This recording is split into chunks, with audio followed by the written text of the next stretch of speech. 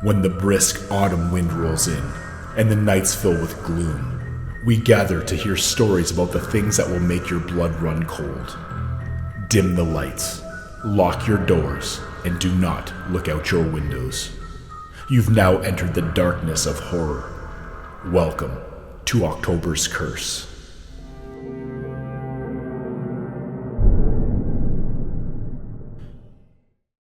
There is a place in downtown Omaha, shrouded in the eerie mists of time, where the bravest souls have dared not tread. It's a stretch of land known only as the Trifecta. 3 abandoned houses standing in ghostly silence, their darkened windows staring out like hollow eyes.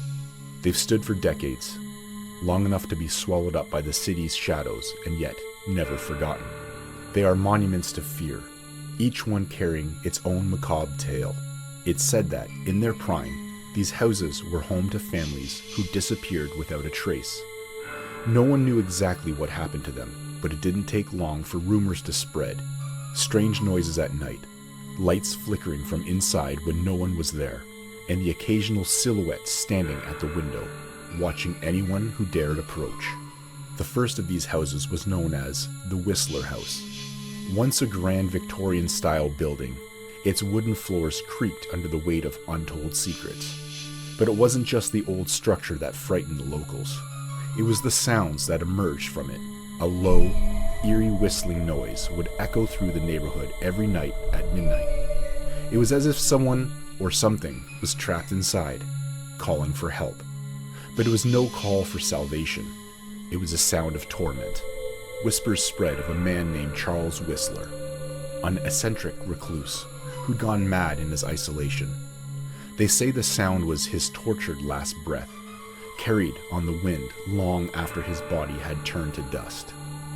No one had dared step inside for years, but every now and then, the whistling would return, drawing the curious to its door, always with terrifying consequences. The second house, the Widow's Hollow, stood in stark contrast. Its exterior was plain, unremarkable. An ordinary, middle-class home that hid horrors within its walls. It was said to be the home of a young woman named Evelyn, who had lost her husband in a tragic accident. Consumed by grief, she refused to leave, wandering the halls in her black mourning dress.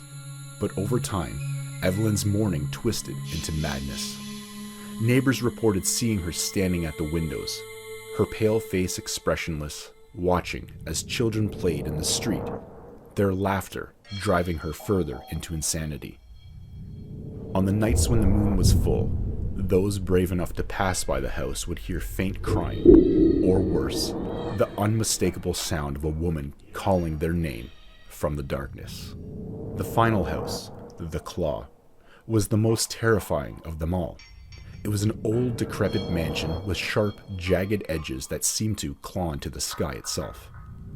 The story of the Claw was one of malevolence, rooted in an ancient curse. The mansion was built by a wealthy family, the Hargraves, whose fortune had come from unspeakable means. Bargains made with things best left unspoken. The youngest Hargrave's son, a boy named Samuel, had disappeared mysteriously one stormy night, and shortly thereafter, strange events began to plague the mansion. It started with the scratching sounds, claws raking against the walls, echoing through the halls like a wild animal trapped inside. But the scratching grew louder, more frantic, until one night, a local man ventured into the house to investigate.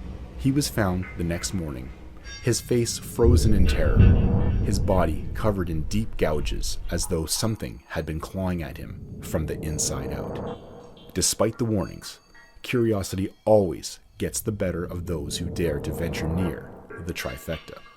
It's said that each house lures you in with promises of discovery, offering glimpses into the mysteries of the past. But what waits inside is always worse than imagined. Visitors who have braved one or all of the houses have returned with blank stares, their minds shattered by what they saw or didn't see. Some speak of shadowy figures. Others claim to have heard their own name whispered on the wind. their sense of reality slipping away as they wander deeper into the darkness. But there's one thing all survivors agree on: no one leaves unchanged. The trifecta still stands today, though fewer people are willing to talk about it. The houses are now little more than hollow shells, decaying in the heart of downtown Omaha. Still, the legend persists. On certain nights, if you stand in the right spot, you can hear the faint sound of a whistle cutting through the night air, or a woman's soft sobbing drifting on the wind. Some say that if you listen long enough, you can hear the desperate, blood-curdling scream of a child, or the scratching of something still lurking inside the claw. And while the houses may be abandoned, no one ever really leaves the trifecta. Once you step inside, the darkness stays with you forever.